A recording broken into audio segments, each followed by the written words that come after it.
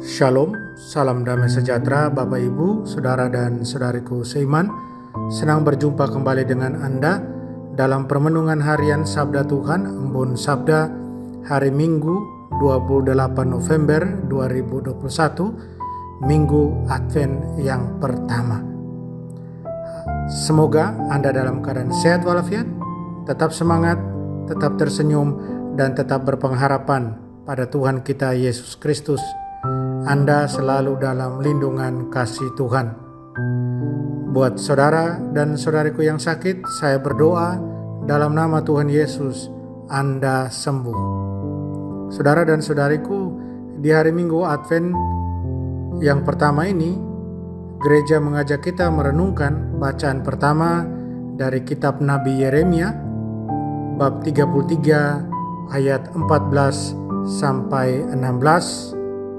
Kemudian bacaan kedua dari surat pertama Rasul Paulus kepada jemaat di Tesalonika, bab 3 ayat 12 sampai bab 4 ayat 2. Sedangkan bacaan Injil kita dengar dari Injil Lukas bab 21 ayat 25 sampai 28, dilanjutkan ayat 34 sampai 36. Saudara dan saudariku seiman, saya ajak Anda merenungkan tema Lihatlah, penyelamatmu sudah dekat. Saudara dan saudariku terkasih, sekali lagi kita harus bertanya kepada diri kita terus-menerus, seberapa baik kita membaca tanda-tanda yang Tuhan berikan kepada kita. Pada zaman Yesus, orang-orang Yahudi mereka sangat mengharapkan bahwa kedatangan seorang Mesias itu harus disertai dengan tanda-tanda dan keajaiban yang luar biasa. Nah, kedatangan Tuhan Yesus diselimuti dengan misteri dan keheranan. Meskipun Yesus adalah pewaris sah takhta Raja Daud, kita tahu dia dilahirkan di sebuah gua di Bethlehem, dekat tempat Daud menjaga domba ayahnya sekitar 1000 tahun sebelumnya. Kemudian paduan suara malaikat yang perkasa, mereka memilih untuk mengumumkan kabar baik ini kepada sekelompok kecil gembala rendahan yang menjaga kawanan domba di sekitar situ. Kemudian orang Majus terpelajar dari timur. Mereka mengenali pertanda besar di langit. Mereka mengikuti bintang sampai mereka tiba di Bethlehem. Mereka menemukan anak itu bersama ibunya. Mereka memberi penghormatan kepada dia sebagai Raja Israel yang baru lahir. Atau tanda lain ketika Yesus dengan rendah hati menyerahkan diri untuk dibaptis di sungai Yordan.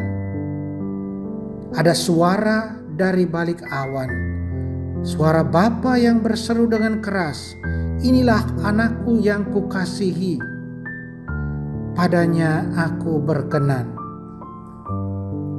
Saudara dan saudariku yang terkasih dalam Kristus,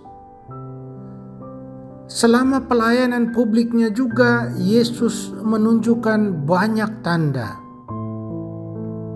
Dia mengubah air menjadi anggur.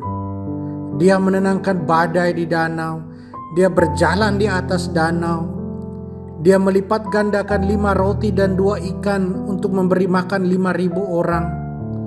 Dia menyembuhkan orang buta dan lumpuh, mengusir setan, membangkitkan orang mati. Dengan tanda-tanda ini, banyak orang percaya kepada dia, percaya kepada Yesus. Tetapi banyak juga yang mempertanyakan tanda-tandanya itu dan menolak untuk mempercayai klaimnya sebagai Mesias, sebagai yang diurapi dan diutus oleh Bapa di surga.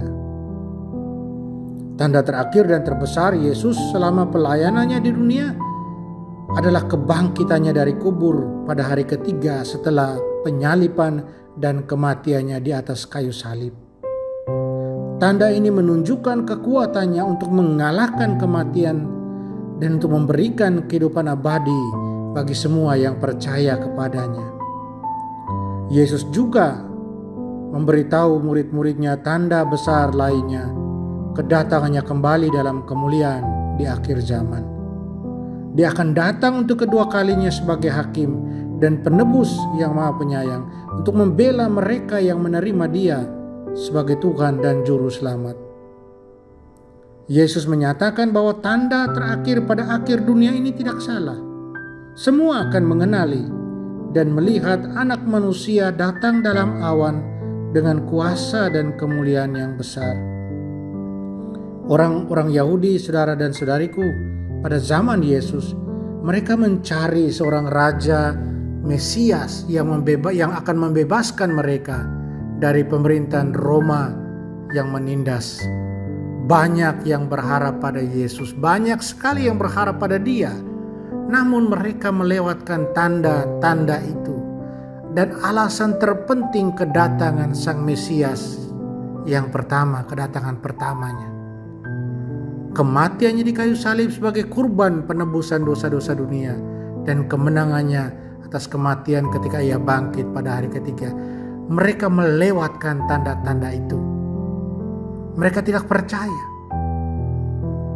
Tuhan Yesus adalah anak Daud, pewaris sah dan Mesias, Raja Israel, yang pemerintahnya akan bertahan untuk segala zaman.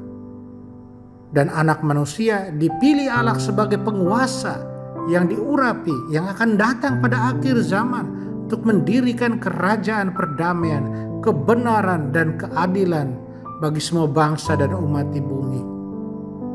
Yesus adalah penggenapan dari janji Tuhan, dari setiap janji yang telah dibuat oleh Allah.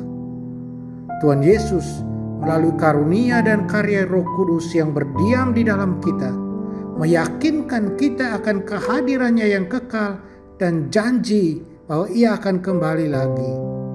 Roh Kudusnya memberi kita harapan, kekuatan untuk bertekun dalam sukacita sampai Ia kembali. Harapan apa yang Tuhan tawarkan kepada kita? Ya, Dia memberi kita harapan surga, melihat wajahnya muka dengan muka, berbagi dalam kepenuhan kemuliaannya dan hidup abadi. Ketika Tuhan datang kembali sebagai hakim dan penebus kita yang penuh belas kasihan, Dia akan memperbaiki setiap kesalahan, membela setiap orang yang telah menerima Dia sebagai Tuhan dan Juru Selamat, dan menghapus semua kesedihan, rasa sakit dan kematian itu sendiri.